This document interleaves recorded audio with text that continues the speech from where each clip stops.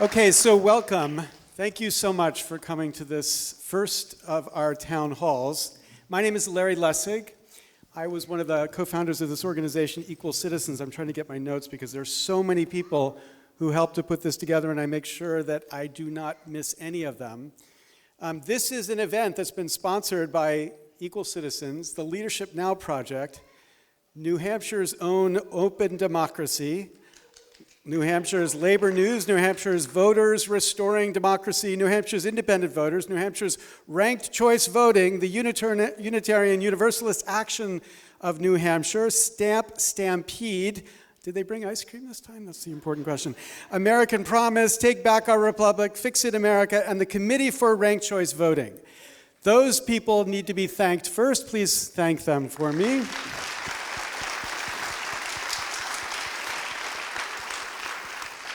We wanted to organize, all of us, these conversations in New Hampshire around the question of reform because reform has been a central passion of New Hampshire politics for more than 20 years. Indeed, it was exactly 20 years ago this year that a great New Hampshire woman, Doris Haddock, aka Granny D, began her walk in California at the age of 88.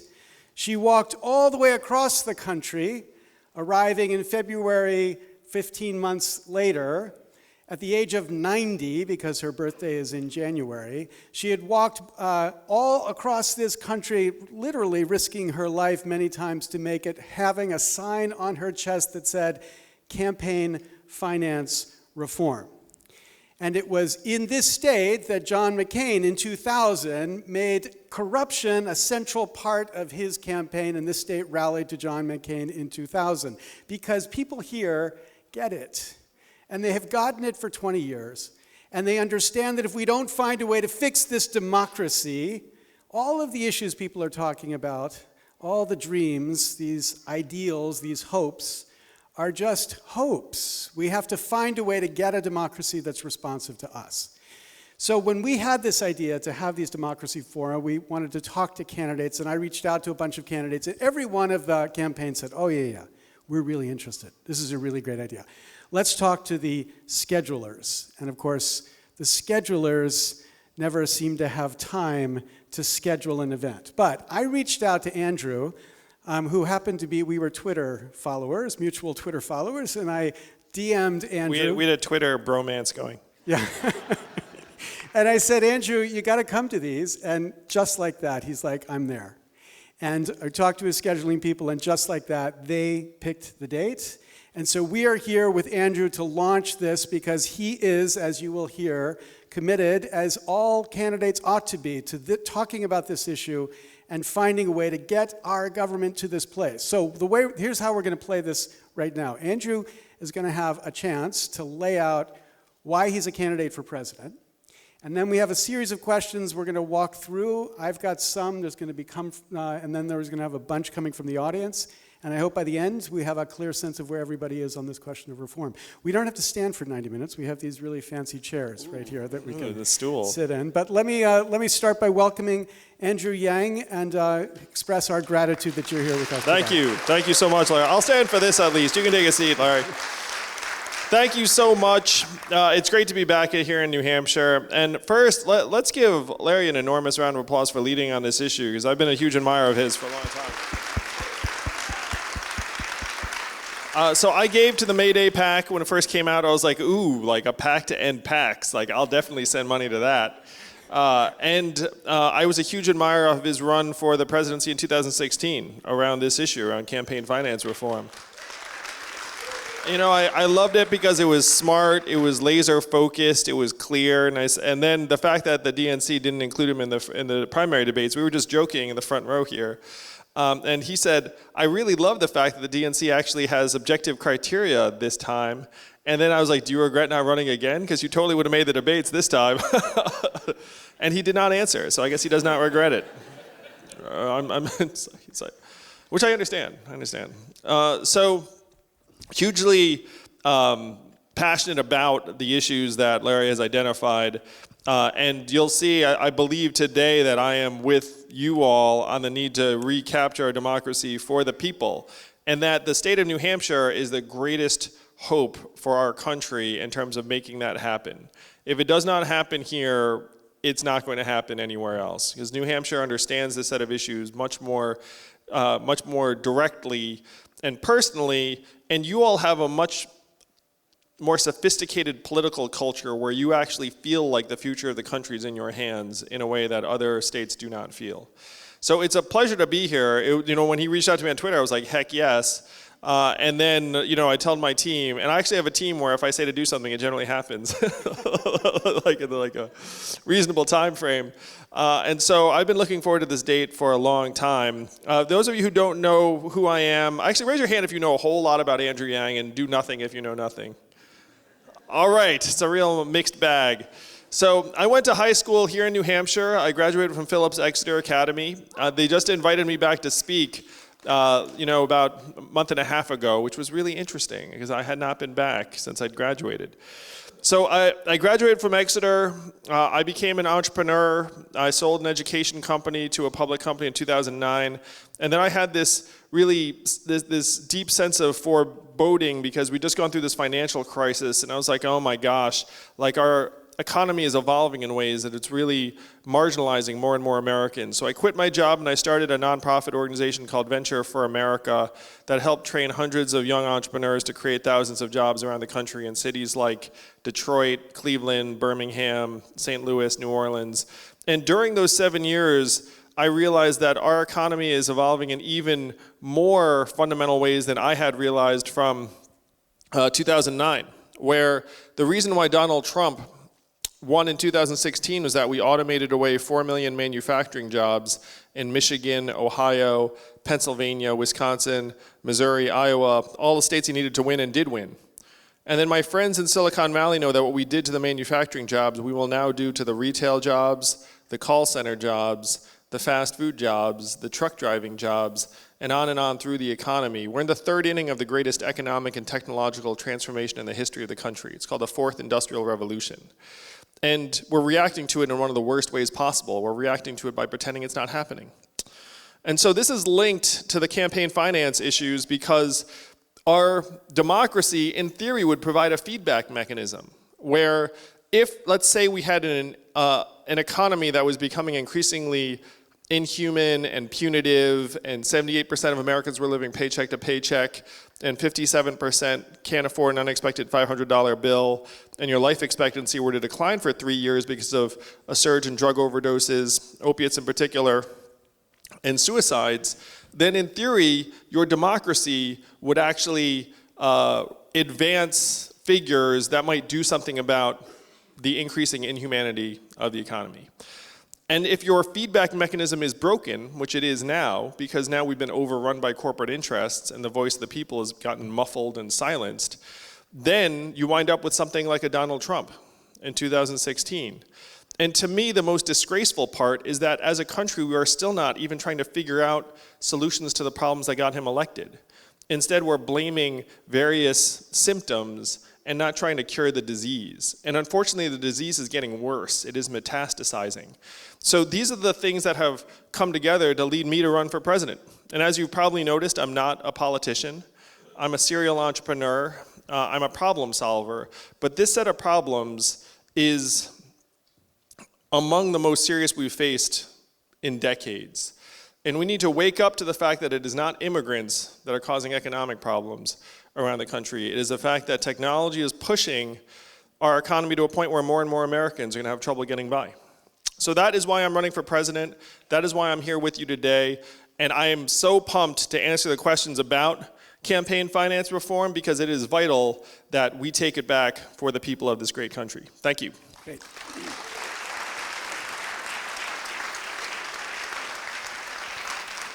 Okay, but I wanted a little bit more of Yang for... Well, there's tons of Yang. I figured I'd have like 90 minutes. And I didn't just want to speechify the whole time because I've got this brilliant moderator and co-conspirator. Like I wasn't going to talk everyone's heads off, Larry. But so here's the question. I want you to give us 2 minutes on really an incredible idea that you've been pushing, which I think more people need to think about, which is this question of universal basic income. Oh, yes. All right. Ask and you shall receive. So my flagship policy is the freedom dividend, which is almost named after New Hampshire. But it's a policy where every adult gets $1,000 a month, free and clear to do whatever you want starting at age 18. And here in New Hampshire, that would mean about $8 billion a year in additional monies coming through your hands. And if you were to get $1,000 a month, just imagine I'm president in 2021, thanks to you all, thank you New Hampshire. And then the $1,000 a month comes back into your hands. Where would that money go? How would you all spend it? Student loans, buy a house, what was the other thing? Coffee, I think that was what I heard. So, how many of you have noticed stores closing around where you live here in New Hampshire? Now, why are those stores closing? Amazon, that's right. Amazon's like a giant black hole sucking up $20 billion in commerce a year and is now pushing 30% of Main Street stores and malls to close. So that's what you're on the receiving end of. How much did Amazon pay in federal taxes last year? Zero, that's right, less than each of us. And I would guess that, that probably seems messed up to you all, that $1 trillion tech company should not be paying zero in taxes, even as they're soaking the vitality up out of your communities and neighborhoods. So my plan is to go to Jeff Bezos and the gang and say, hey, all this money you're sucking up, we're going to return some of it to the people of New Hampshire in the form of this freedom dividend. Now, after you get this $1,000 a month, a little bit of it would float back up to Jeff and the gang. Like you'd buy an extra toaster or something. But most of the money would stay right here in New Hampshire, right? It would go to car repairs you've been putting off and tutoring for your kids and food and healthcare bills. It would grow your economy here in New Hampshire by about 15,000 jobs. And then this virtuous cycle of an economy that works for you all would become real. And one of the reasons why the freedom dividend is so important is I talked about my family. My wife is at home with our 2 boys right now, one of whom is autistic. What is her work valued at by our market economy? What is her work valued at by GDP? And we all know that's perverse. We know that what she's doing is among the most important and challenging work for our society. So the freedom dividend would not just put economic resources into your hands in this time of historic change, but it would also begin to recognize the uncompensated and unrecognized work that gets done in our homes and communities every day. So that is the flagship policy. The shorthand to everything I just said is that there's an Asian man running for president who wants to give everyone $1,000 a month.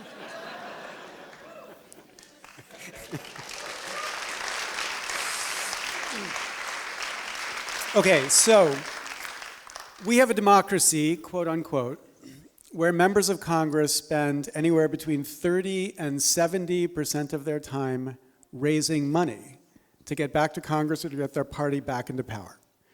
And that process of sucking up to the tiny fraction of the 1% who are writing them checks, maybe 100,000 Americans, changes them. Oh yeah. And changes, it's terrible. And changes the ability of our democracy to function. So the first core question to think about when we think about how we're going to reform this democracy is, what do we do to change the way we fund campaigns? Yeah, so I know he's going to like this because I checked it with him. So my plan to help restore our democracy is to give every American adult $100 democracy dollars every year that you can only give to candidates and campaigns, and you use it or lose it. So it disappears if you don't spend it. But what he just said about calling people and sucking up for money is exactly right. It is soul crushing. I have had the unfortunate experience of calling a rich person and asking them for money, and I hated it. And I was like, I really would not like to do that again. And so if we can make it so that if I get, how many people are in this auditorium? Let's call it several hundred. So if I were to get several hundred people behind me, let's call it, I'll make it a bigger number. Let's call it 10,000 people here in New Hampshire behind me, and you all had $100 you could give to a campaign, then that would be $1 million. And then I could spend all of my time trying to figure out how to represent you and serve your interests, as opposed to calling some 1%er and asking them for $20,000. So if you align the money and the people, then that changes the responsiveness of your representatives. Right now, the brutal truth is that I have to do something to appeal to the people, and then I have to go to my car and then call people for money. And that is going to destroy us. Now, I'm actually giving you a hypothetical because I actually don't call anyone for money when I go back to the car. I have my campaigns now raising hundreds of thousands of dollars in increments of only $18. So my fans are even cheaper than Bernie's. Thank you for all the Yang Yangers here, and thank you for being cheap. It's beautiful. But because of my cloud of supporters, I do not have to have that soul-crushing experience of calling some rich person and sucking up to them for money. And as a result, my motivations are very pure. And that's what we have to do for every congressperson. And for the life of me, I do not understand, because if you get them alone and you say, hey, do you like calling people and sucking up for money? They're like, oh no, I hate it. Where's part of the job? And it's like, then why don't we just get rid of it? And then there's like, oh, it's just the way the system is, or something like that. And it's so dumb. I'll tell you, if I had to spend 30 to 70% of my time doing something I thought was brutalizing and not in the public interest, I'd be trying to get rid of it immediately. Yeah, so the biggest reason they don't get rid of it is uttering the words you just uttered takes real courage. Because the reality is, we know how politics works. People who start talking about solving this problem the way you're talking about solving this problem are attacked immediately as people trying to give out welfare to politicians. So when you get hit with the welfare to politicians argument, what are you going to say in response? How are you going to defend that argument? I'll say, look, this helps align incentives for elected leaders to represent the people that put them into office, as opposed to having to curry favor with rich corporate interests or individuals that can then buy access to them on the side. Okay, so the consultants say Americans aren't smart enough to understand what you just said. They're going to hear welfare and they're going to stop thinking. They're not going to be able to recognize this alignment of incentives. Are the consultants right, or are you right? We're going to find out. Am I right, people in New Hampshire? But I think that people are smart enough to know that we put money into your hands, it's good for democracy, and that the American people are smart and wise and judicious enough to put that money to use. Okay, so the other striking feature is, I'm happy you're here first because I did know that this is a position you took. It's striking how few are willing to actually utter these words. I think Bernie was a big reformer in 2016. But whenever he would talk about public funding, it was something for the long term, something in the future. Do you think that the other candidates are actually not convinced of it? Or what do you think the reason is we don't see this as the thing they talk about first? So what would be easy for a Democrat to say would be something like, we need to repeal Citizens United or constitutionally overturn it. That would be a very high legal standard. It would be quite difficult. It's much easier to argue I'm like anti-corporate money than it is to say, I just want to put more resources in the hands of everyday citizens.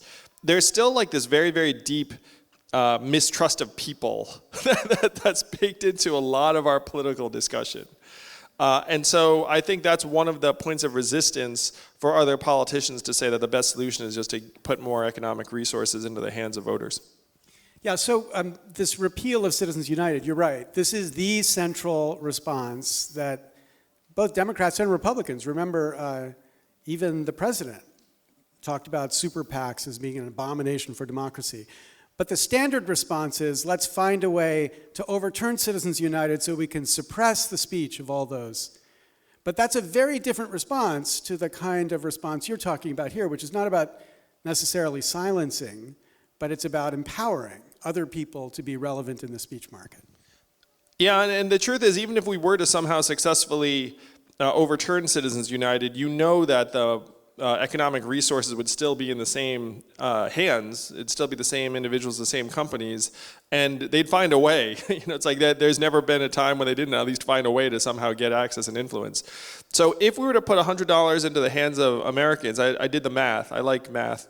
And so it turns out that even if a minority of citizens were to use the $100, let's call it 30% of Americans would actually use the $100 to support their favorite candidate, it would still be a much larger sum than all of the corporate lobbying budgets combined.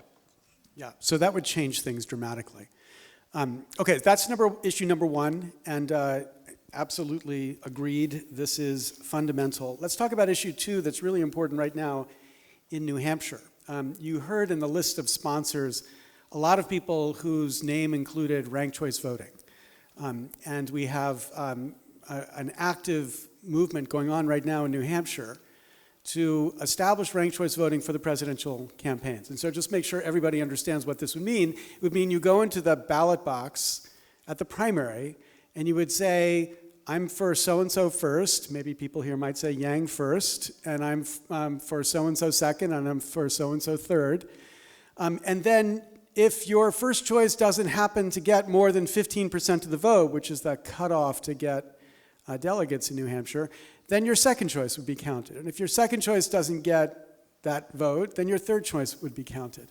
And the process, of course, would therefore give us candidates that most Democrats actually are behind, as opposed to giving us a list of candidates, each who gets 10, 20, 30, 40% of the vote. So you've announced your support for this idea. And I wonder if you could explain to us why you think that helps our democracy to have something like ranked choice in the system. Yeah, I'm a huge fan of ranked choice voting. And if you, oh good. I'm for other things you like too. So, I mean, right now our process is, it's like this first past the post system. It ends up squelching diversity of perspectives. And what happens, and you'll hear this every cycle, where it's like, don't waste your vote, don't waste your vote. And so maybe you like this person, but that person might not have like a 51% chance of winning, and so people are like, oh, like, don't do it, don't do it. And so you end up not expressing your true preference, and then you say, okay, I'm going to end up voting for this person instead. So what that means in practice is it ends up rewarding and protecting incumbents. It makes it harder for third parties to arise. And in the extremes, it can even completely change the result from something that the majority of voters intended. Let's say, for example, Donald Trump in the last cycle, where there was a whole slew of Republicans, and he might have been the last choice of a lot of people who went to other candidates. And in a ranked choice system, he might not have performed as well, because a lot of people wouldn't have necessarily had them as their second choice. So it's huge. It would be a huge increase in the efficacy of our democracy in terms of its actual representing the will of the people if we were to have ranked choice voting and you could express your true preferences. Yeah, and so, yes, thank you. And you can feel the dynamic in this race in particular. So take the issue that you champion, UBI, which again is an issue that America has got to think about. I think it's a really important idea that we need more people to talk about. And if you're in a race where ranked choice voting was going to determine who the winner of the election was, other candidates would be eager to engage on the question of UBI, because they would know, even if they're not going to get first choice vote from Andrew Yang supporters, maybe they'll get the second choice or the third choice. So this issue, which is not right now at the center of American debate, becomes all of a sudden relevant because they're eager to wow people who would support you. As opposed to a system where it's first past the post, they're like, okay, this issue is just a fringe issue. There's no reason I need to talk about this issue. So it's oddly a way to bring outside views into the debate, whether or not they ultimately win. Yeah, so I would be for ranked choice voting even if I were not in this race, but it would help some. It would help someone like me. It's true. It would also help to mainstream this consideration of universal basic income. And one thing I was very heartened by is that there was a recent poll that showed a majority of Democrats are for universal basic income.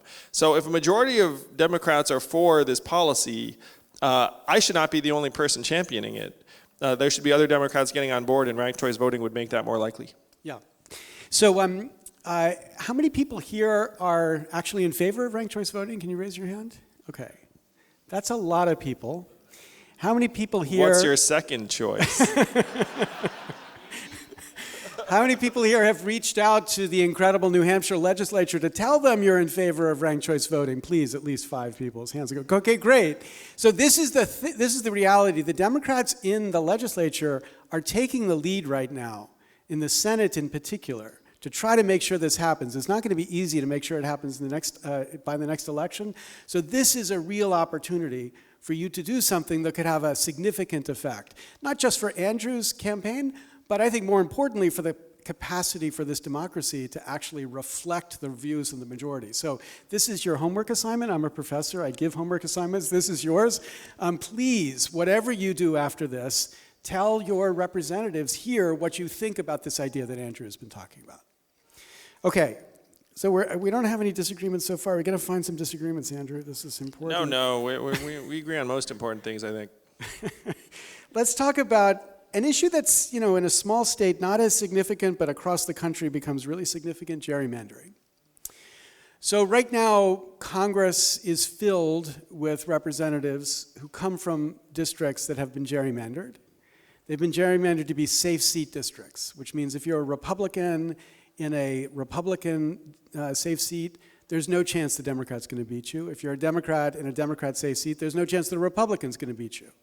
And what that tends to do is make it so those incumbents are focused almost exclusively on the even more extreme version. Not getting primaried, yeah. Yeah, not getting primaried. So if you're a Republican, you're afraid of being primaried by an even more conservative Republican. If you're a Democrat, you're afraid of being primaried by an even more liberal Democrat. And so that dynamic takes an already polarized American Congress and makes it look even more polarized.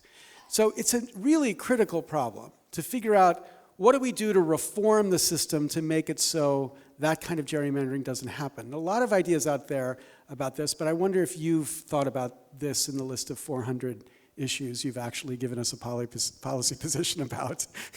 Well, I couldn't agree more that gerrymandering ends up favoring incumbents in a particular way, and then it also, unfortunately, leads to more polarized policies, because then you're just afraid of the most extreme element of your party trying to challenge you instead of trying to appeal to the middle in that district.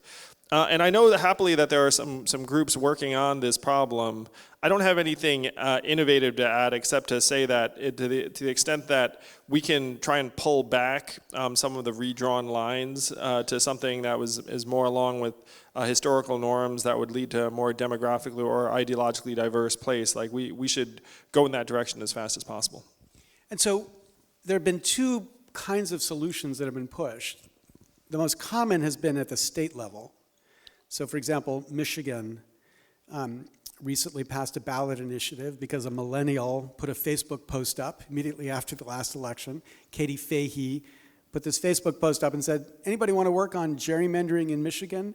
And within 6 months, she had 5,000 volunteers in Michigan who collected more than 400,000 signatures to get a ballot initiative on that ballot. And then Michigan overwhelmingly voted to end partisan gerrymandering in Michigan, evincing what I think is a really important fact, that the people desperately support this kind of reform. And the most interesting principle that Katie Fahey brought to that fight was nonpartisanship. Nobody was allowed to utter anything about their partisan affiliation in that fight. It was a pure citizens first fight. So that's the grassroots. But the interesting alternative, which Congress has recently considered in the H.R. 1 proposal, is for Congress itself to say, you can't draw congressional lines using partisan gerrymandering as your principle. And so I wonder whether between these two, you have any clear sense of which you would push for, or which do you think makes sense? Well, certainly, if Congress, and H.R. 1, I support just about every single aspect of that bill, and I'm furious at the fact that the Republican-led Senate is quashing its consideration.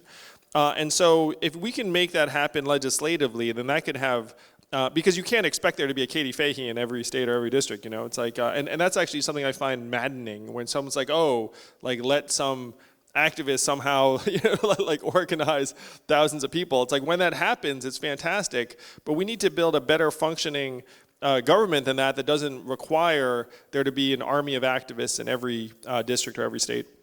So as you can tell, I'm for the legislative solution. So you want to get to this solution as quickly as we can.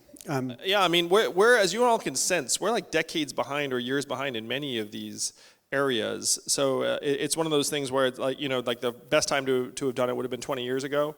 But failing that, we should do it as soon as possible. Okay. And so one really exciting thing about these democracy forums is that our next round of them are in the beginning of May.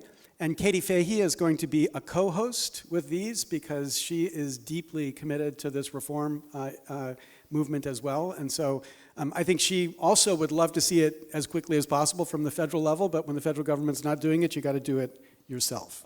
And I will suggest that this is, because I think New Hampshire is, I'm happy to say, like, more drawn to this, but you can kind of tell, I'm a non-politician and a systems thinker, and I see the system, it's like, hey, we should really do something about that. And I don't have any vested interests. And I'm going to suggest that it might take someone who has no investment in the given system to help fix it, and then so that other people, like, who might have, frankly, a ton of debts or obligations, like in the existing system, that they might not like it, but they might not be able to do something about it, whereas someone like me can do something about it as fast as possible. Yeah, and that was certainly one of the most effective things the president did in the 2016 election, was to be able to stand up there and say, look, I'm not like any of you. In fact, I've bought most of you because most of you are politicians, and I've given all of you money. And whether or not one believed what he was saying or believed that his commitment to reform was genuine, what was important is it demonstrated how significant it is to the voters that they see somebody who's interested in fixing the system who's not themselves a part of the system. And I take it this is going to be the biggest push for your kind of candidacy. Yeah, that's why I love it. I can't believe it takes courage to point out what everyone already knows. When you said that, I was like, really? That seems so odd. Okay, so here's another problem that's not as dramatic in New Hampshire, but is a terrible problem around the country: the suppression of the vote.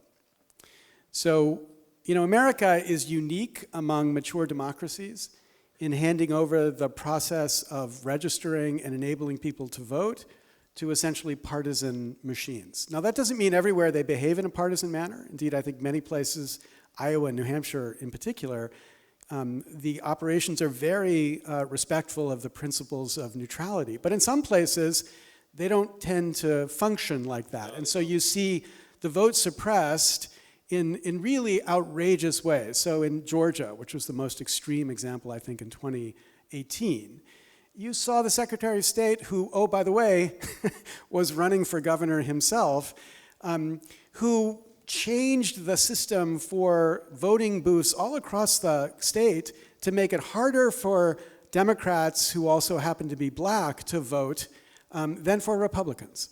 And I just wonder what you think we can do as a nation to deliver on what should be an obvious first principle of a democracy, that we all have an equal freedom to vote, and that ought to be guaranteed regardless of your party or regardless of the color of your skin. Yeah, so one thing I'm for is making Election Day a national holiday. I mean, that would free up people's ability to vote, at least on the day of, and make it so that people don't have to choose between a shift of work or their paycheck or a day's wages necessarily and showing up at the ballot box. Now, you're right that a lot of this does rest in the hands of individual states and secretaries of states. So I would love to try and do things that you can do on a national level. So some of the things I'm for, this actually gets mixed reviews. I'd love to hear what you think. But I'm for lowering the voting age to 16. Because if you can get someone to vote younger, then it actually ends up establishing a lifelong pattern of voting very, very quickly and early. And it would also transform our high schools into hotbeds of actual democracy. Instead of having hypothetical votes, you could be like, look, if you're a junior or senior in high school, you're actually going to be able to vote. Get them in the habit early, and it would also help represent the interests of young people in our democracy because they're going to be on this planet longer. So it's like it makes sense to me that they'd have a say in what we do. So there are things that we can do on a federal level that help just enhance the accessibility of voting. If there's a way we can help undo some of these voter suppression efforts that are going on in Georgia, then I'd be thrilled to do so. But I get the sense that at least in some cases, they are in the hands of the individual state parties. And automatic vote registration? Yes, automatic voting registration, I'd be all for that. We should make it as easy to vote as possible. Our turnout rates are quite low in the scheme of things internationally. And you're right that part of that is deliberate. Part of that is that people just want to make it a little bit harder for certain types of people to vote, which means, in my opinion, then that they must know that something is going on. Like if you're practicing democracy effectively, you should not fear the voters. Yeah, so then what about an incentive solution here? So imagine the federal government said, we send money to every state, but we'll discount it by the proportion of people who don't vote, or who aren't registered to vote. So if only 80% of the eligible voters were registered to vote in your state, we'll cut the amount we're going to give your state by 20%, or take 20% off. Yeah, I love incentives. It's like a race to the top for Yes. registering voters. I love putting resources to work in that way. Okay. All right, so here's an issue that we might find a little bit of disagreement about, or two. First of all, I'm sure many of you have, because many of you are supporters of Andrew Yang, but if you have not, you should go to his webpage, because he is the candidate who has articulated more policy positions and his position on more policies than any other candidate. I tried to do a comparison, but I mean, I can't even remember, I couldn't even count because I'm a lawyer. I can't count that high. But how many of them are there? Because there are like 6 pages here in my notes of these policies. I think right now we're at 86. 86, okay. So among those policies, many of which are really powerful and interesting, there's one that stuck out for those who think about reform. You said that what you're interested in doing is returning us to a system of earmarks in Congress. Now, earmarks are the ability of members of Congress to basically say, this money should be spent this way in my district, and this money should be spent that way in my district. And what's striking about that is that, 10 years ago, there was a big fight to get rid of earmarks. This was one of Barack Obama's signature reforms. And even the Tea Party joined with Obama to say, yeah, we should get rid of earmarks. But you want to bring earmarks back. Yes. So explain to us exactly how this is not enhancing corruption, or what exactly you think earmarks would give us that Barack Obama didn't think they would. So if you're in Congress, right now, I think Congress's national approval rating is approximately 12% or something along those lines. Like no one likes the job that they're doing. And if you're an individual congressperson, back in the day when the majority leader came in and was like, hey, we're going to try and pass this bill, they'd look at it and be like, I'd be more receptive to this bill if this museum in my district got money for renovation. And so then they had this like horse trading that went on, and then it made it more possible to do good things, or just get work done in Congress. But now, because of the incentives that are set up, if I go in and I essentially just kneecap every legislation and say I'm going to stand on principle, we're not going to do this, we're not going to do that, then there's no room for negotiation. Your incentives aren't there to actually be a team player with your party. Whereas in the day, the incentive to be a team player was, frankly, your district would get some goodies.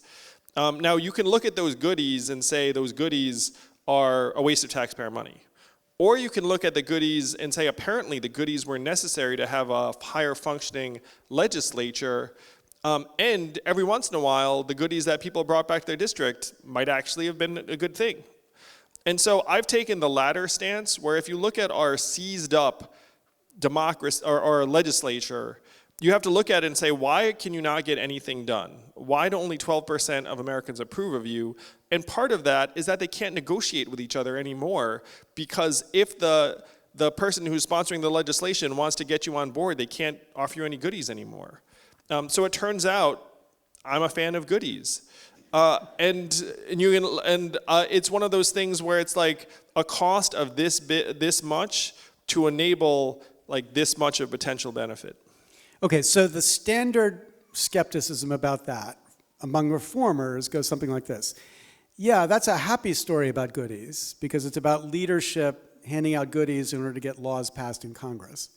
But there's another way goodies might be handed out. For example, you might say, geez, if we could get a bunch of money from the board of directors of this university, we might find a earmark could go to support research in that university. So the charge about earmarks was that they were a kind of corruption. They were a kind of way in which members of Congress could shake down private people or interests or businesses that wanted these goodies so that they would channel money into the campaign. So is that not a problem, or is that a problem you're going to solve in other ways too? Yeah, so certainly you don't want to open the door to blatant corruption or influence peddling along those lines. But I think that there's a way to bring back earmarks while also putting guardrails up to say, look, you can't be trading campaign contributions for access to goodies, or you can't be personally enriching yourself or people that you know. But to me, those are two separate issues, and that you can hopefully have intelligent guidelines to keep it from getting out of control the way it has at least some proportion of the time been in the past. Okay, let's try that again. Let's say there are two related issues, because let's take the first issue we're talking about. If you had a non-corrupt way of raising money... Yeah, it's true. Okay, you can finish the sentence then, right? Yeah, so if you have a non-corrupt way of raising money, then I don't need to bring you the goodies in order to get money back, because as long as I represent my constituents ably, then they'll give me the money, and then whether the university is trying to do some kind of back scratching, it doesn't actually affect me. Yeah, so this is, I think, a really important insight. I don't think any other politician is defending earmarks, but I think they're defensible as long as you also make at the very top of your list of what you're talking about doing, fixing the corrupt way that we fund campaigns. Then I think they could be defensible. Okay, so that's one where we don't have to have a disagreement. Here's a one where there's a lot of contestation out there right now about this. How many people love the Electoral College? Okay, I see one. Great. Okay. We have one person who loves the Electoral College. So let's be clear about what we could talk about with the Electoral College. There's a bunch of your colleagues who are talking about abolishing the Electoral College. That's cheap talk, because to abolish the Electoral College requires an amendment to the Constitution. That requires at least 2/3 of Congress or a convention, and both of those seem like not real paths. So it's easy to talk about, but not really easy to think about actually doing something about it. Yep. But if you think about what the real problem with the Electoral College is, the real problem, it seems to me, is not the problem that people sometimes obsess about, which is that every couple elections it seems now to not select the winner of the popular vote. And in fact, we can show that's going to increase over time. We're going to have more and more cases where the loser of the popular vote would be selected by the Electoral College. But that's not the real problem. The real problem is a problem that happens in every single election. And that is that because all but 2 states, Maine and Nebraska, allocate their electors in a winner-take-all way, so if you win the state, you get all the electors of that state, that means the presidential campaigns know the only states they need to care about are the so-called battleground states, the purple states. Because there's no reason if you're a Republican to go to Texas. You're going to win Texas. And there's no reason if you're a Democrat to go to Texas. You're going to lose Texas. So Texas is just not a place you're going to campaign, neither New York, neither South Carolina, none of these states. The only states you're going to spend any money on or any time in are the battleground states. So in 2016... Unless you're sucking up to rich people for money in that state. Okay. You stole my punchline, but that's okay. In 2016, 99% of campaign spending was in 14 states. And 95% of campaign time was in 14 states. The other 5% was in the non-battleground states. Was in Los Angeles, New York, San Francisco. Exactly right. Boston. To raise money. Okay, so you stole it again. That's not fair. Twice you've stolen my punchline. Hey man, I'm running for president. I actually live this stuff. Okay, so this dynamic of winner take all produces a president who represents the battleground states. But here's the thing about the battleground states: they don't represent America. Yeah, no. They're older. They're whiter. Their industry is kind of, middle 20th century industry. There's 7.5 times the number of people in America working in solar energy as mine coal.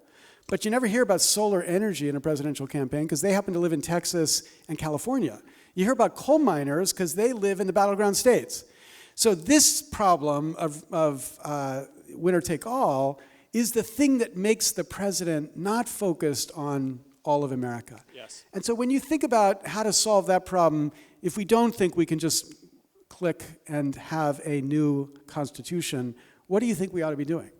Well, I think you and I are in agreement with this, where the ideal would be to have electoral votes allocated proportionally, so that even though I don't think Democrats are going to win Texas, it still might make sense for me to campaign in Texas if I can get some proportion of Texan voters to come my way and then end up getting electoral votes. Because I couldn't agree more. The problem right now is that your incentives are just to campaign in the 14 battleground states. So if you make it so that every state is a battleground, then your incentives change where you have to campaign everywhere. Okay, and then what about this alternative, which many states have now passed, 12 states have now passed, the National Popular Vote Compact. Yeah, the compact, right. And the National Popular Vote Compact says that when the equivalent of 270 electoral votes have been committed to the compact, then the states who have agreed to the compact will pledge their electors to the winner of the national popular vote, regardless of who wins in their own state. So California, if a Republican wins, would send all of their electors to the Republican, regardless of the fact that the Republican lost in California. Do you have a view on national popular vote? So I know that there's something really beautiful and elegant sounding about everyone's vote just counts for one vote, and then the national popular vote wins. And as far as I can tell, the compact in some ways tries to achieve the same result. But the issue is that then your incentives are to campaign in really big media markets, in really big population centers, and your incentives to campaign in rural areas or less densely populated areas are very, very low, because you're just trying to get as many people per time unit as possible. And so that's true if you get rid of the Electoral College. That's true with the compact. And you know, the electoral vote, the Electoral College has been in place for decades. You know, you can take issue with it, but we kind of know what it is, you know, and that is the way it was set up constitutionally. So I'm much more in favor of the proportional electoral vote by state as the fix than I am in either getting rid of the Electoral College or even the winner-take-all compact. And that means you would even not favor the amendment, or would you favor the amendment? You just don't think it's likely? You mean if I had a magic wand and say, hey, I could get rid of the Electoral College? I thought you had a magic wand. You don't have a magic wand? I do have a magic wand, that's true. Yes. I am not for just abolishing the Electoral College right now. And one of the reasons why I'm not for it right now is that there's like this sinking feeling I have that Democrats have lost a couple of elections based on the Electoral College and now are calling that system into question. Even though those are the clear rules and that's what it's been. And so to me, it's very unprincipled if your side loses to say, I need to change the rules because the rules are bogus. It would be different if the winning side were to say, hey, these rules are bogus, but it's hard for the losing side to then change those rules without coming across as very, very unprincipled.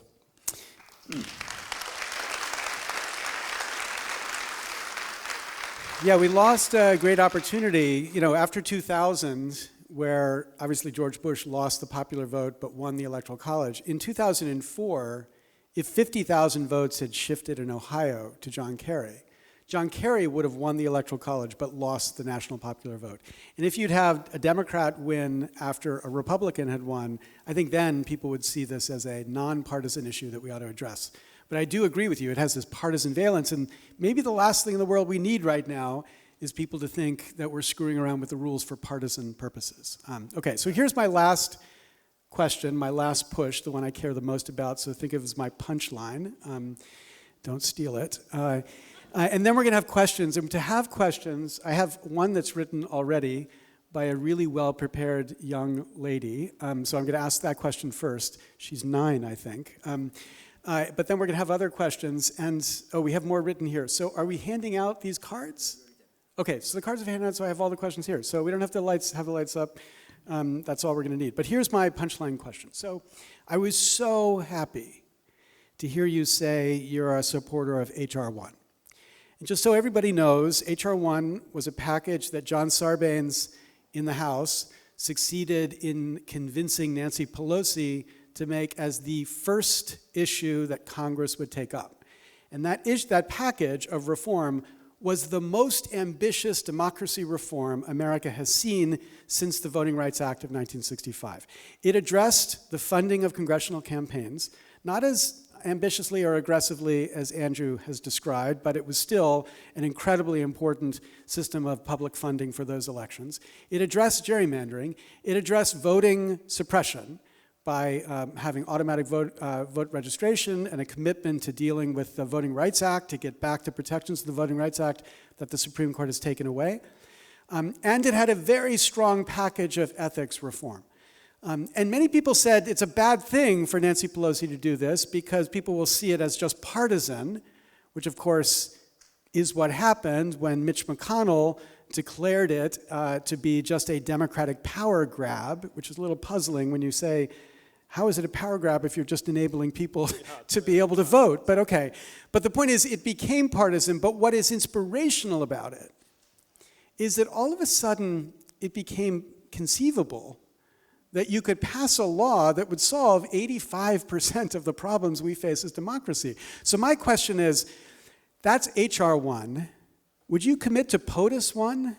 Would you commit to making a fundamental package of reform the first thing you're going to push as a president to make sure that we have that as the first frame that enables us to have a democracy to think about everything else? Yes, I would.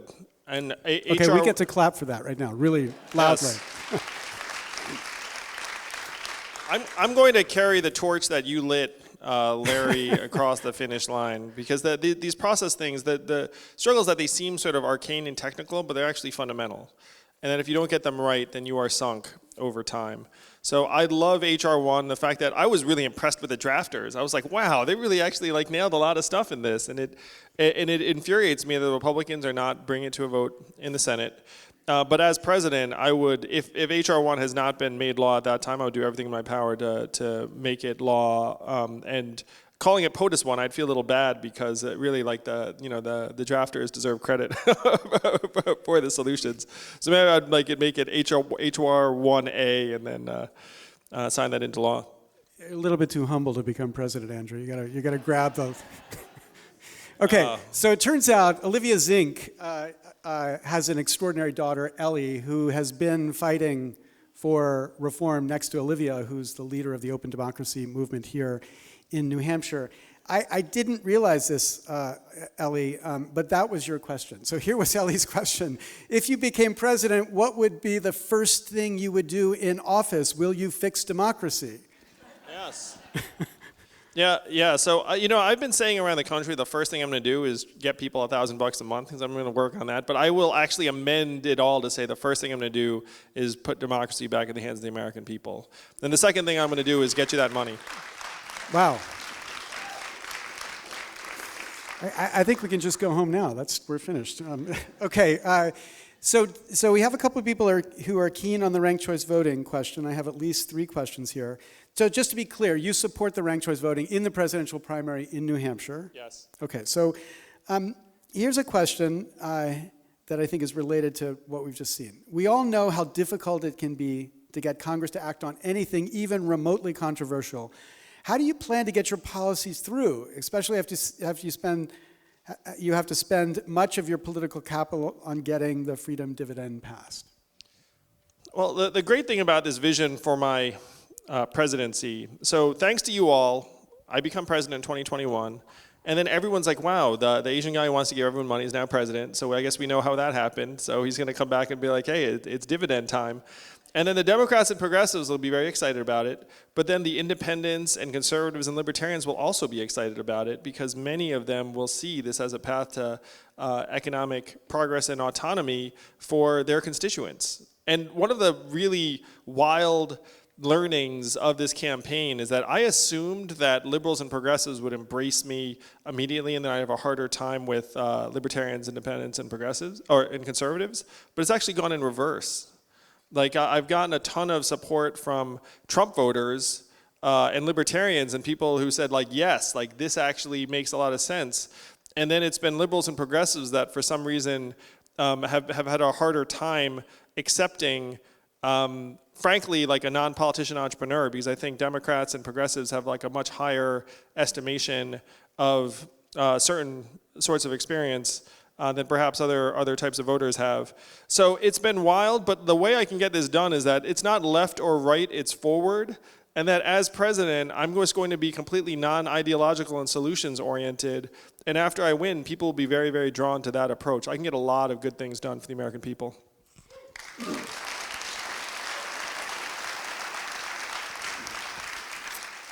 So here's something that we haven't moved forward on at all. How will you stop mass shootings in high schools and yoga studios and anywhere else people congregate? How do you counteract the political power of the NRA? Yes, so this is a very, very difficult issue. It's going to be with us almost no matter what we do for a long time, because there are over 300 million firearms in this country, almost one for every man, woman, and child. We're the most heavily armed society in the history of the world, and there is no like mass disarmament happening.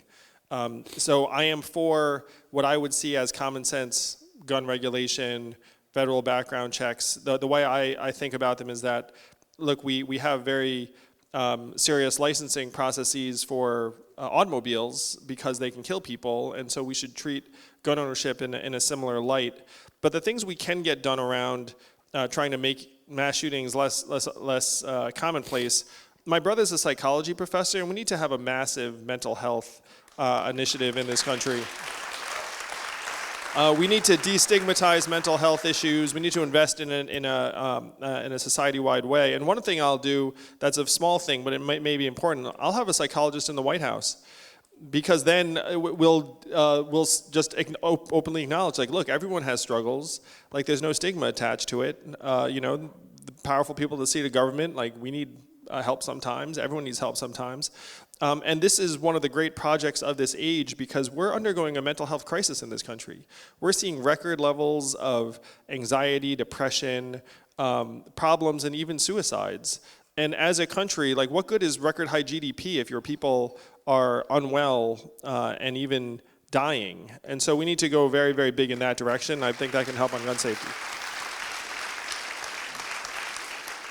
So on the UBI, we have a question. Is it likely that established interests would resist a tax on data and tech to fund the UBI? And how would you overcome that resistance? You know, so I have some friends in Silicon Valley, and when I go to them and I say, hey guys, are you automating away the jobs? They're like, yeah, I am, or we are. They don't say that in public. Let's say if you're like talking to them. And then you say, how do you feel about that? And almost all of them will say, not good. Like, I don't like the fact that my work is making other people's work less relevant. And then you ask them the big question, is like, are you willing to take a haircut and make a sacrifice in order to keep your country strong and whole? And then about half of them say yes. And then half of them say no. So it is not like a clean issue where this is not somehow us against them.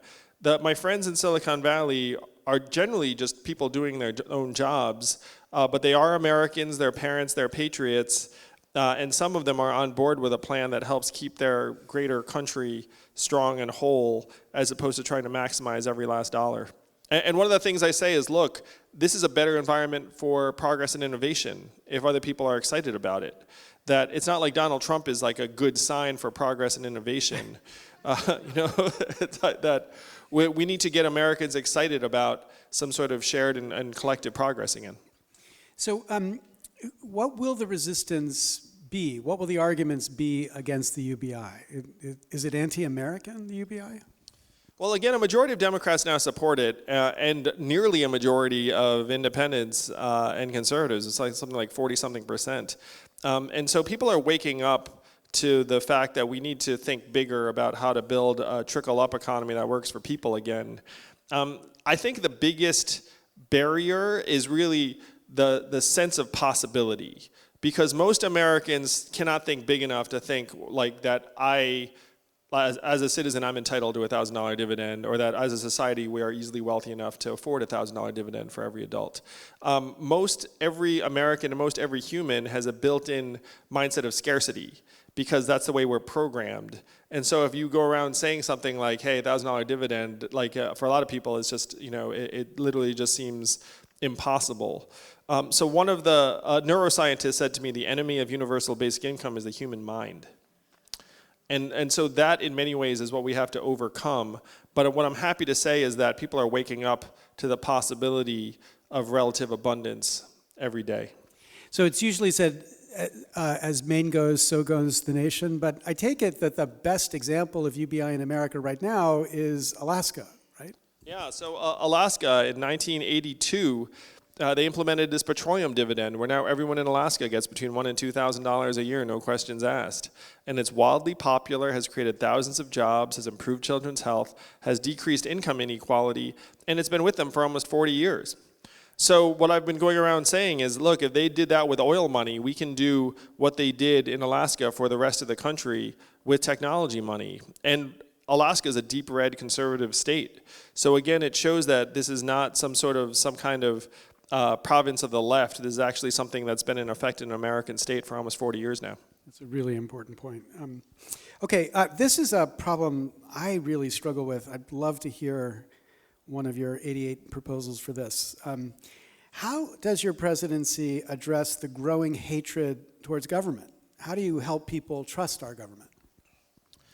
Yeah, so one of the things I've been saying is that, look, if our government had been functioning at the highest levels for the last number of years, Donald Trump would not have won in 2016. That there's been this growing lack of confidence we have in our government to be able to solve the big problems of this age. And so, not to oversimplify this, but just having the dividend pass is going to open so many people up to the fact that government can solve problems. Where, can you imagine a world where, again, I'm president 2021, the checks start going out, and let's call it 2022. Then the first time you get that check, you'll be like, it really happened. We really did it. I really have this money in my hands, and I can go spend it, like at the local store or business. And then people look up and say, wow, our government can actually do really good things. Like, what else can we do that's good? So the government, to me, in a way, the burden of proof is on the government to demonstrate that it can actually solve meaningful problems in an impactful way. Because unfortunately, many Americans have completely lost faith that that's possible. So here's a question from a local hero, Diane Russell, who comes from Maine and was...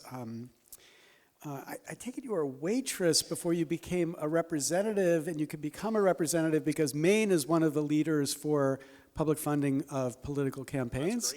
So she became a leader in the Maine legislature, and has been a big pusher. Has been pushing she's been pushing ranked choice voting.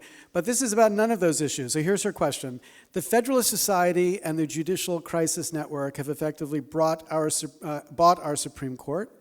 Will you support expanding seats on SCOTUS in federal courts to addressing conflicts of interest and/or term limits? How far will you go to ensure the Supreme Court is fair to everyday Americans? Yes. So the first thing I would push for is 18-year term limits for Supreme Court justices in particular and federal judges in general. Because to me, it is irrational that we're freaking out about the health of an 85-year-old justice. It's like, oh no, did she get a cold? Like, if she got a cold, then we're all sunk. And then you reflect on that for a moment, and you're like, wait a minute, like, why am I freaking out about the fact that Ruth Bader Ginsburg might have a cold? And the reason is that we have these lifetime appointments, and that has been one of the contributing factors in making each appointment like this firestorm, because you feel like if they appoint this man or woman to the court, you're also looking at their age, being like, ooh, how long are they going to be alive for? It's like, oh, this is going to be with us for 25, 30 years. And so if you had 18-year appointments, which is what I'm pushing for, then it becomes more rational, more predictable. You have like a new appointment every couple of years, and then if you lose an election, you're like, okay, they get 2 appointments, instead of it being arbitrary based upon the health of the justices or the federal judges.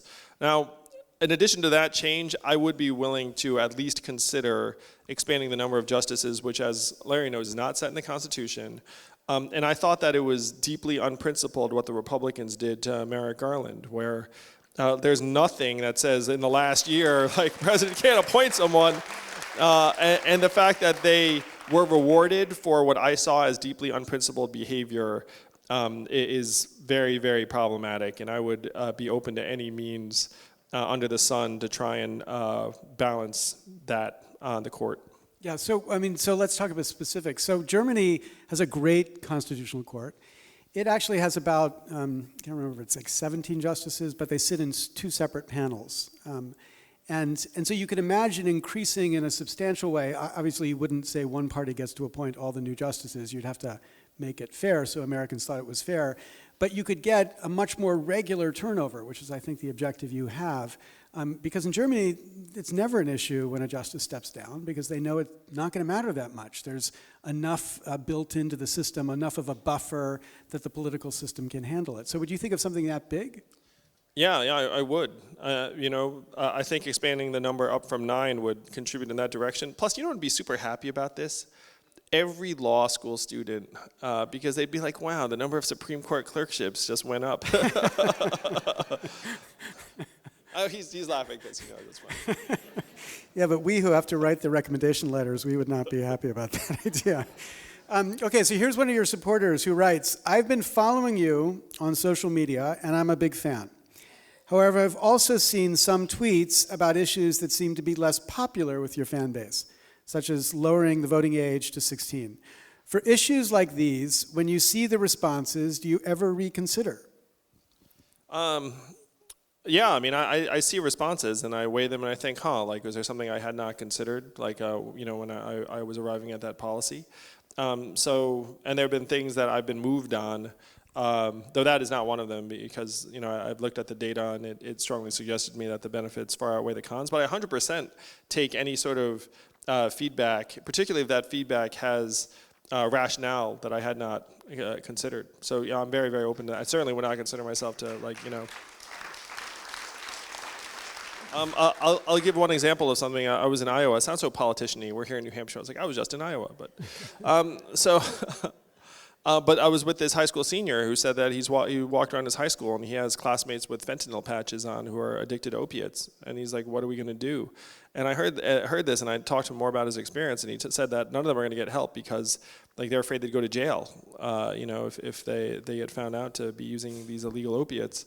And my conversation with him made me think it's like, wow, we probably should look at decriminalizing opiate use at least so that more people could seek effective treatment, which was not something I'd previously considered. So I feel like I'm learning and relearning all the time. I just want to share that. And that's something I would obviously, I'm now 100% for that. Like there are many people in New Hampshire that are struggling with opiates and we need to get people treatment and not have anyone thinking that they're going to wind up in a prison cell, even as a first resort.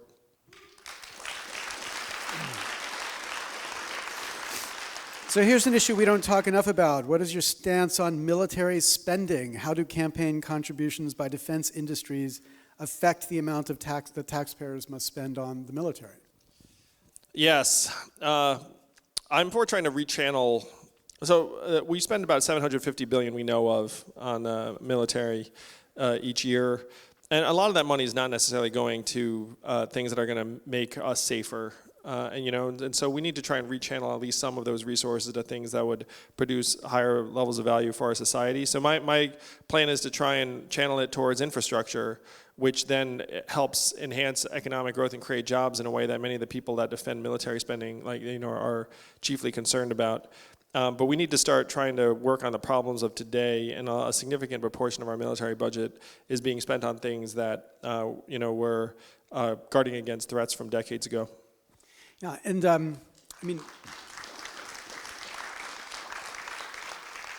one of the dynamics here that I think plugs directly into the campaign funding is the military or the government will say it'll be better if we privatize this part of the military because the private sector can do it more efficiently than the government can. And of course, that plays into a prejudice. People think that's true. And then it turns out you privatize it and it's more expensive than when the government did it. Yet there are companies who get an extraordinary benefit from that privatization, and they're the ones who are driving these policies towards privatization. So the Halliburtons of America, who make extraordinary amounts of money on the basis of these killing machines. I mean, you can sense that when you go to the D.C. area. Holy cow! It's like there's like an army of contractors and private firms just there to sort of just drawing resources out. It's like, oh, we can do it more efficiently, and it's like they can just make a lot more money. And so there's been this crony capitalism that has developed in this country, and then they extend this myth of the market and free competition, even when they're just shutting it down and consolidating in every way possible, and that certainly includes government contractors. Yeah, and when you think about soldiers who are in the field, real soldiers, like people who work, in the Army or Navy or Air Force, and then they're working with these private contractors who are being paid more than the soldiers and live by different sets of rules than the soldiers. It really undermines the integrity of the whole process of the American defense industry. Yeah, and it's not just soldiers. It's like there are other, like I work for this agency and then I leave the agency and then I come back as a contractor the next week and all of a sudden my salary's doubled. I mean, that happens all the time. And it's deeply messed up. Like that, there's this thing where we've essentially martyred many of our public servants, and then they look at their counterparts who are working for industry getting paid 2 to 3 or 4 or 100 times more, and then they start feeling like they're idiots, and then the private sector is there. Like we have to stop. We have to try and reverse that dynamic as much as possible. So one of the things I've suggested is that we need to shut the revolving door between government regulators and industry, because right now when they come in, they already have their eyes on like the lobbyist job, and if that's the case, then they'll never make any fundamental changes. Yeah. So Jim Cooper, who's a Democrat from Tennessee, who's been in Congress, he was elected in 1982. He says Capitol Hill has become a farm league for K Street, and what he means by that is everybody. Members of Congress, staffers, bureaucrats, have this common business model. There's kind of fantasy that they're going to go from Capitol Hill and multiply their salaries sometimes by a factor of 10 when they step down and become lobbyists. And of course, if that's the way you're thinking, then you're not going to be eager to make the lobbyists upset. Jack Abramoff, of course, infamous lobbyist who's now become something of a reformer, and I consider him a friend, as odd as that might seem. But Jack Abramoff, in his really fantastic book, Capital Punishment, said the most effective technique I had as a lobbyist was going into a congressman's office and saying to the chief of staff, "So, John, what are you going to do when you're done here?" And the chief of staff says, "Jack, I don't know." And he said, "Well, I just want you to look me up when you're finished in this job." And Abramoff said, from that moment on, I owned that staffer, and not a single dollar had traded hands. And this is exactly because we have a system that allows this kind of revolving door. I'm going to tell us, I went to Phillips Exeter, and I had a friend at Exeter who went and worked on Capitol Hill. He's a good person, wanted to do right, and he told me point blank, he was like, I would never be a lobbyist. Those people, are just here to try and pad their own wallets. And then he worked on Capitol Hill, and then 12 years later, he's a lobbyist. And so, I remember that conversation very well. He remembers it too. And when he told me what he was doing, that he was going to be a lobbyist, he was sheepish about it. He was sort of apologetic. But I understood it. Just because he'd been part of that system, and then when he came out of that system, they were just there waiting for him with the money. At that point, he took the money. So we need to really get into the guts of this system, because there's all of this soft corruption that then enables the hard corruption. This is someone I'm still friends with to this day, and he's not a bad person, but the system around him is corruptive. This is a really important point. We don't have Washington filled with a bunch of criminals. Members of Congress are not bad people. All of them go to Congress, I think, whether you agree with their policies or not, for the right reasons. They're all trying to do good. But then they find themselves in the middle of the system that forces them, if they're going to survive, to behave like this. And so I think one really important thing is to stop vilifying people as if they're evil people and just take on the system, which I think is the interesting perspective somebody like an entrepreneur brings to this type of question. Because you look at problems and you think, what's the twist that might make this problem go away? Yes, and I will say that I think you all, if you're here, you're thinking in these same terms. You're looking up and you're seeing that there's something twisted and messed up and imperfect about various processes, certainly campaign finance. And it's very tempting to then demonize people on the other end of it. And sometimes, they're doing really unsavory things. But what we have to do is we have to focus on fixing the system that is distorting and dehumanizing various people, turning them into economic actors very, very often. That is the mission that we all must be on. And I'm going to say right now, that mission will succeed or fail based upon the people here in New Hampshire. That you all have this almost sacred trust to try and safeguard the rest of the country from this broken down system that is on the verge of pushing us off this precipice, but after which there will be no coming back. And you can all feel it. Like, we're all heading in that direction. That's why I'm running for president. I'm not running for president because I fantasized about ever being president. I'm running for president because I'm an American and I'm a parent, and I can see the country we will leave to our children, and it is not something that I'm willing to accept.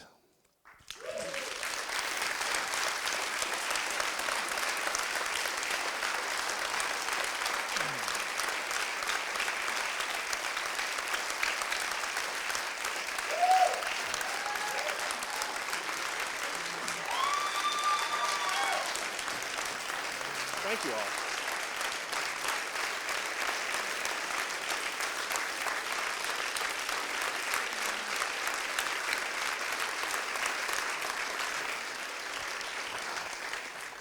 So now I see why they put the tissues up here for the... I think that was because I was sort of nasal. I had to cold. Okay, we have time for just a couple more of these really great questions. Here's a great one. Do you think that nuclear energy, especially nuclear fusion, or I'll say thorium, could be a solution to our reliance on fossil fuels? And as if everybody is cued to the right way to ask a question, this is tacked on. How do campaign contributions by energy companies shape these energy policies? Yes, I think that nuclear power, in particular thorium reactors, need to be a big part of the energy puzzle moving forward. And that if you do want to get off of fossil fuels, that nuclear needs to be a part of it, in my opinion. And that's what the studies and research I've seen. Like, nuclear gets a very, very bad rap because we have many associations with it. But a lot of those associations are with an earlier generation of reactor. And so I know some might disagree with this, but I believe that thorium reactors in particular are a big piece of a renewable energy future. Okay.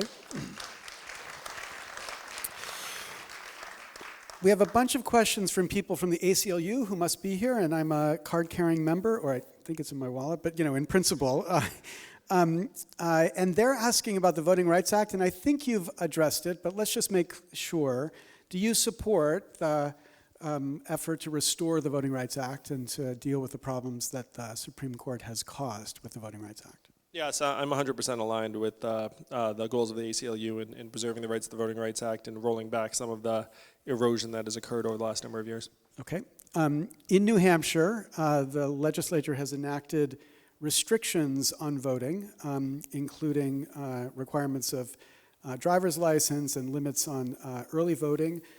Would you support efforts in New Hampshire to liberalize the opportunity of people to participate in the voting process? Oh yeah, very much so. As you can tell, like I love efforts in that direction. New Hampshire's been a leader in many respects.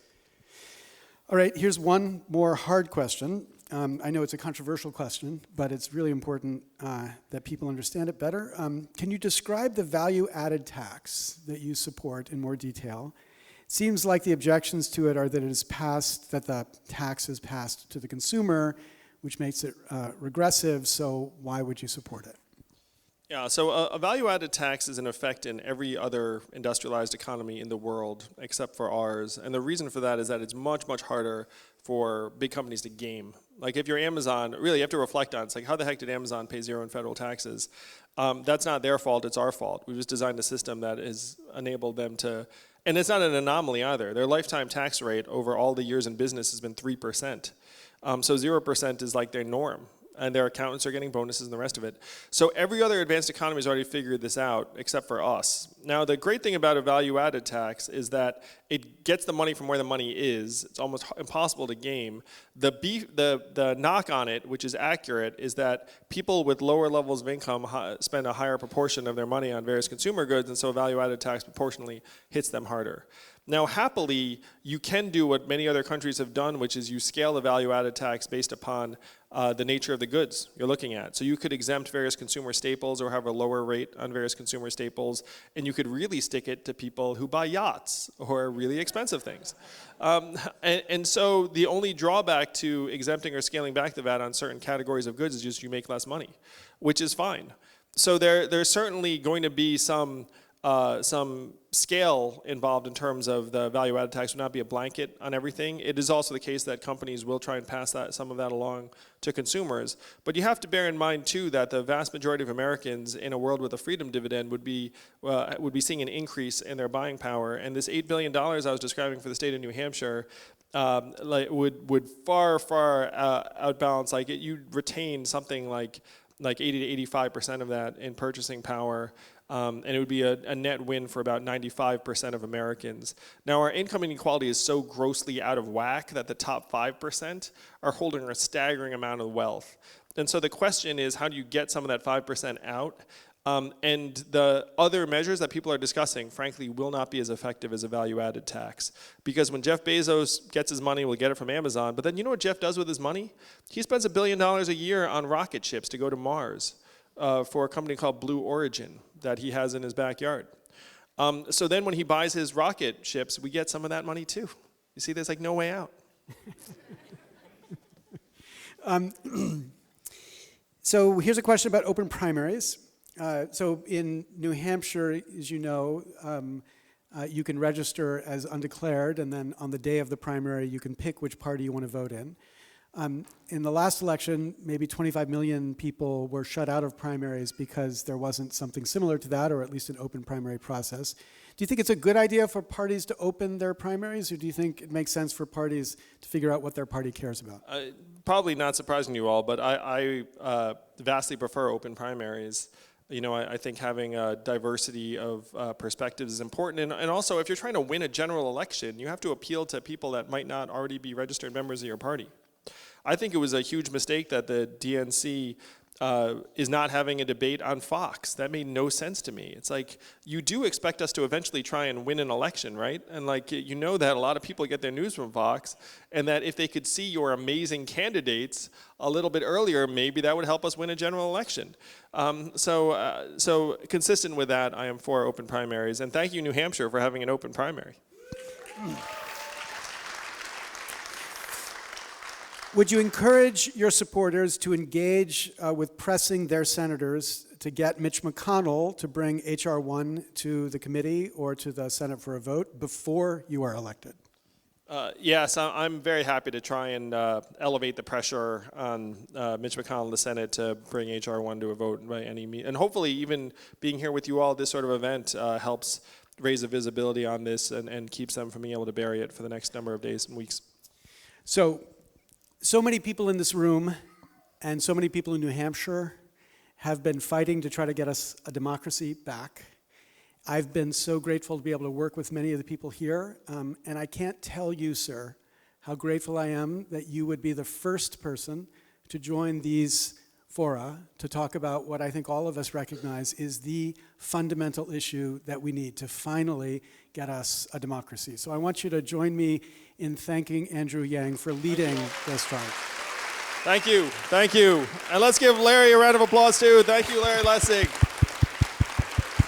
Really fantastic. Really well done. Thank you. Yeah, it's easy when you actually believe all of the Yeah, things, no, I can see that. That's I true. don't have any other answers. Thank you all. Thank you, New Hampshire. I love you.